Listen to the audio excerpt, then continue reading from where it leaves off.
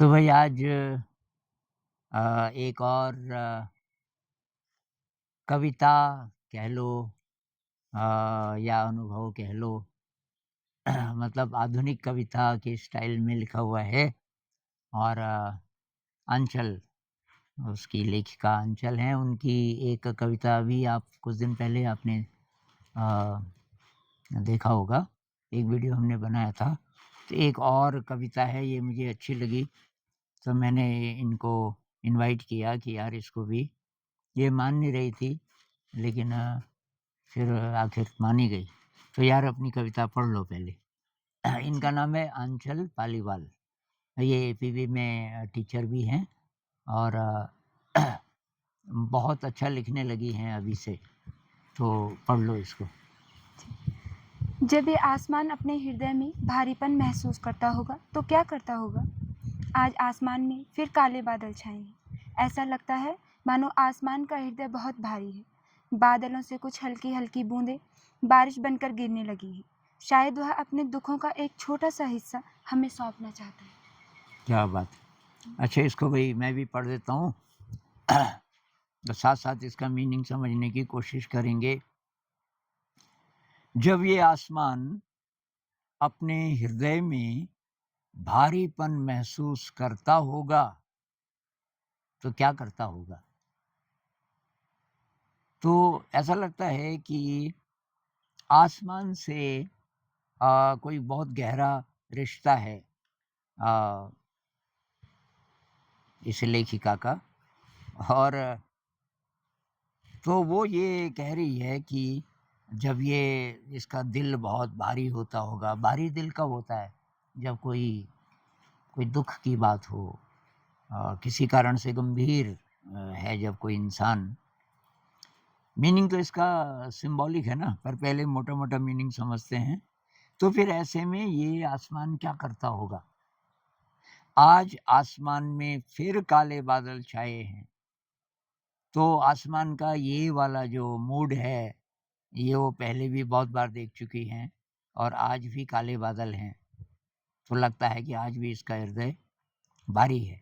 ऐसा लगता है मानो आसमान का हृदय बहुत भारी है, क्योंकि बादल हैं। बादलों से कुछ हल्की-हल्की बूँदें बारिश बनकर गिरने लगी हैं। शायद वह अपने दुखों का एक छोटा-सा हिस्सा हमें सौंपना चाहता है। ये ये आप देख लीजिए, ये आ रहा होगा कैमरे में, आ रहा होगा शायद। ये टेक्स्ट है इसका, इन्हीं की हैंडराइटिंग में। अब इसका मीनिंग हर एक के लिए अलग-अलग होगा। मेरे हिसाब से ये कविता इस बारे में है कि जब हम बहुत किसी कारण से दुखी होते हैं ना, गमगीन होते हैं, तो हम अपने दुःख को शेयर करते हैं। किसी को ढूँढते हैं जिससे हम अपनी बात बोल सकें तो थोड़ा हल्के हो जाएँगे। मैंने इसका ये मीनिंग लगाया। तो ये जो बादल हैं, बादलों से घिर जाना आकाश का, ये प्रतीक है उस दुःख का या कष्ट का। अ, उसका दिल भारी है और ये जो बारिश बनकर ये बूँदें गिर रही हैं, ये शायद अपने दुखों को प्रकट कर रहा है आसमान। मतलब ये शेयरिंग का सिंबल है कि कोई दोस्त मिल जाए, तो उससे हम अपना दुःख शेयर करते हैं, क्योंकि आखिरी लाइन में है कि शायद वह अपने दुखों का एक छोटा-सा हिस्सा हमें सौंपना चाहता है। तो इसमें ये भी संदेश है कि हम किसी के दुःख में थोड़ा-सा शामिल हो जाएँ, तो उसके दुःख को थोड़ा-सा हल्का कर सकते हैं। एक गाना है ना, फ़िल्मी गाना है, किसी का गम मिले तो ले उधार। एक बहुत पुराना गाना है। शायद अनाड़ी फ़िल्म का, 60s की एक फ़िल्म है, उसमें गाना है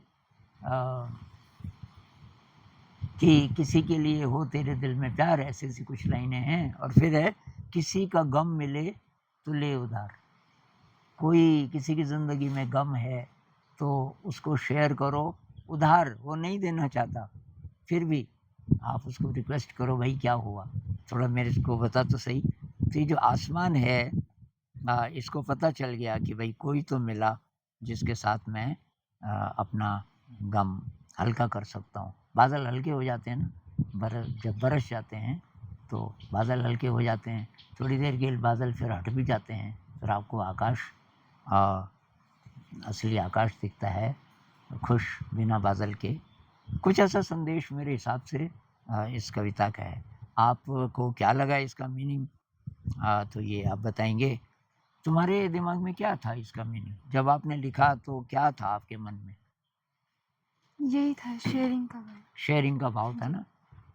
तो भई अब कुछ दिन बाद ये अगली जो कविता लिखेंगी तो हम फिर आएँगे आपके सामने। तब तक के लिए नमस्कार।